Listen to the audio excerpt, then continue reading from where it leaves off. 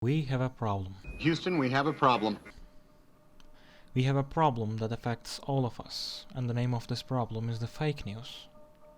It might sound harmless or ineffective, but the truth is not what you would expect.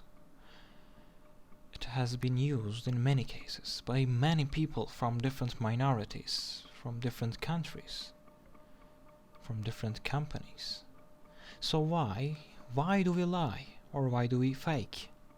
First of all, according to the Keyes, who brought up the concept of post-truth, lies behind the fact that we all lie, and do this at an increasing rate, that there is not enough punishment around us, and that the lie is seen as a step to reach a supreme goal.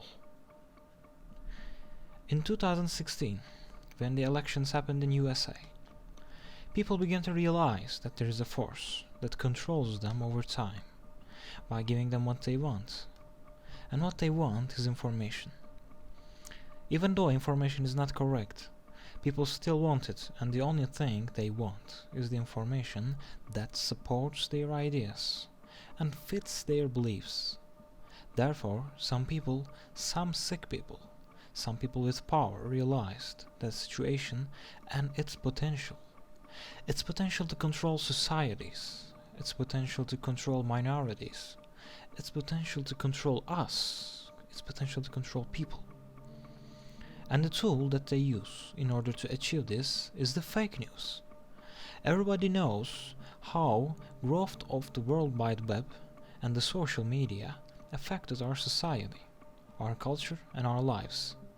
Children began to have smartphones at the age of 7, and they began to use tablets or any other device since they were born. We are moving towards a direction that even our feelings will be digitalized. May or may not work. We can use hundreds or thousands of individual data points on our target audiences to understand exactly which messages are going to appeal to which audiences way before the creative process starts. His name is Alexander Nix, and he was the CEO of Cambridge Analytica. In this talk, he talked about the work that they did for the Ted Cruz campaign, how they did it, how it affected the campaign, and what happened. So what were the results? Well, Ted Cruz employed our data, our behavioral insights, to drive not just his TV and his digital, but his field operations, his get out the vote, his voter persuasion, his donation fundraising efforts, and his resource allocation. And all of this meant that he started from a base of less than 5% and had a very slow and steady but firm rise to above 35%, making him obviously the second most threatening contender in the race. Now, clearly the Cruz campaign is over now, but what I can tell you is that of the two candidates left in this election, one of them is using these technologies, and it's going to be very interesting to see how they impact the next 7 weeks. Thank you.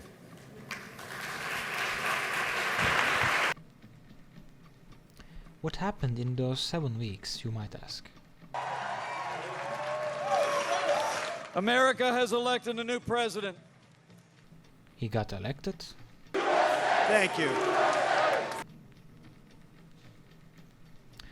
This was the political aspect of the fake news and the propaganda. But there is another aspect of it, and it is the social aspect. As an example, we have seen many examples in recent coronavirus situations. There is a lot of fake information about the COVID-19 or the effects of it, such as 5G networks spread coronavirus, or drinking pure alcohol helps you to get rid of coronavirus. Actually, first one caused time loss on the cards in Turkey and money on the stock market to the tech companies. Second one, which is about the pure alcohol, causing hundreds of deaths in Iran, and it's still increasing. According to the research which has been done by the scientists at MIT, junk news spread 10 times faster than the normal one. In conclusion, what should we do in order to prevent fake news to spread faster than the virus itself?